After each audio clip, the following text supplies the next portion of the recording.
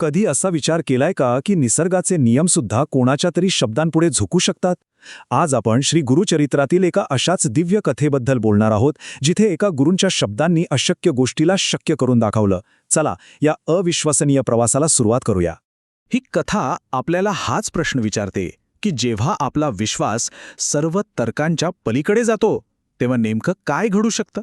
जरा विचार करा की आयुष्यातलं सर्वात मोठं संकटच सर्वात मोठ्या चमत्काराचं कारण ठरलं तर आपली ही गोष्ट सुरू होते एका पवित्र ठिकाणी, एका अशा कुटुंबासोबत जे खूप पुण्यवान असूनही अत्यंत गरिबीच्या छायेत जगत होतं.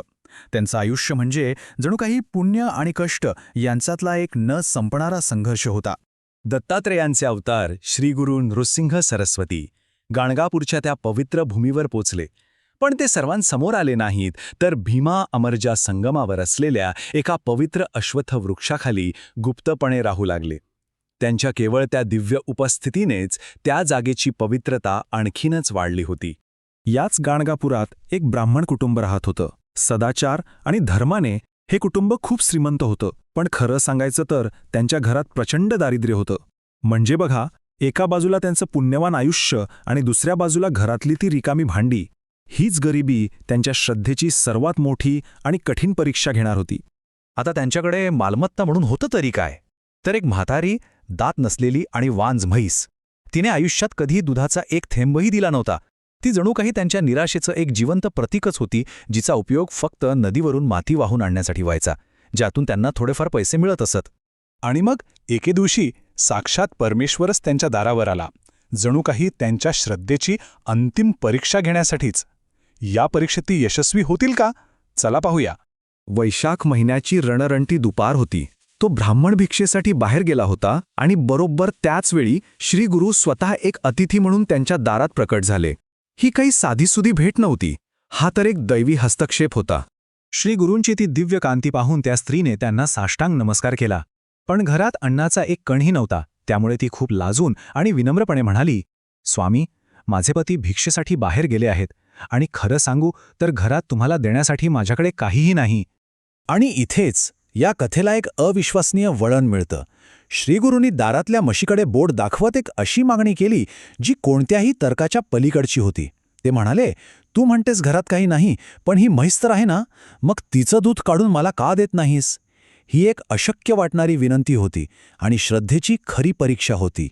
आता श्रीगुरूंच्या या अशा बोलण्याने त्या स्त्रीच्या मनात शंका आणि आश्चर्याचं वादळच उठलं. पण गुरूंचा शब्द तर अंतिम होता आणि इथूनच त्या चमत्काराला सुरुवात झाली, जो तिचं आणि तिच्या कुटुंबाचं आयुष्य कायमचं बदलणार होता. तिचं उत्तर अगदी स्वाभाविक होतं. तिच्या आवाजात वास्तवाची कठोरता होती. ती म्हणाली, महाराज, अहो, ती म्हैस वांज आणि म्हातारी आहे. तिने आपल्या पूर्ण आयुष्यात कधी दूध दिलेलंच नाही. पण श्रीगुरू फक्त हसले. त्यांच्या शब्दांमध्ये एक असा दिव्य अधिकार होता जो तर्काच्या पलीकडचा होता. तू सत्य बोलत नाहीयेस, ते म्हणाले. जा, भांडे आण आणि तिचे दूध काढ. त्यांच्या शब्दांमध्ये इतकी ताकद होती की तिचे सगळे संदेह एका क्षणात दूर झाले. आणि मग तो चमत्कार घडला, ज्याचं स्पष्टीकरण कोणतंच शास्त्र देऊ शकत नाही. गुरूंच्या शब्दांवर पूर्ण विश्वास ठेवून त्या स्त्रीने भांडे घेतले आणि ती म्हशीजवळ गेली. आणि काय आश्चर्य, त्या वांज म्हशीने चक्क पाळणा सोडला आणि 2 मोठे हंडे गोड दुधाने भरले. हा तो क्षण होता जिथे निसर्गाने गुरूंच्या शब्दांपुढे अक्षरशः घुडघे टेकले होते. या चमत्कारामुळे केवळ त्या कुटुंबाची गरिबीच संपली नाही, तर त्यांचं आयुष्य कायमचं बदलून गेलं.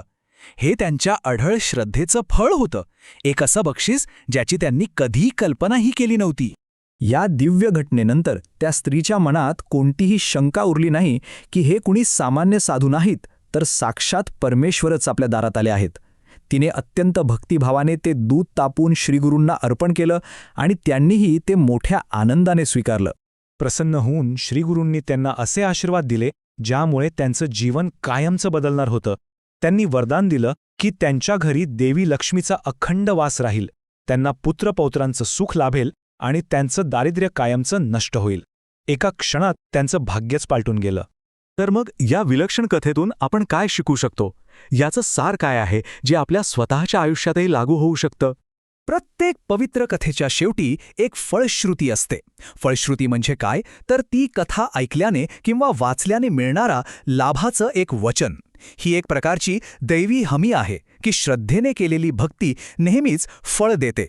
आणि या अध्यायाची फलश्रुती हीच आहे की जो कोणी ही कथा शुद्ध अंतःकरणाने वाचतो त्याचं दारिद्र्य नष्ट होऊन त्याला ऐश्वर्य आणि सुख प्राप्त होतं. ही कथा आपल्याला एकच आठवण करून देते की जेव्हा भक्ती अढळ असते तेव्हा कोणताही अडथळा खूप मोठा नसतो. जरा विचार करा की आपल्या जीवनात श्रद्धा कोणते चमत्कार घडू शकते.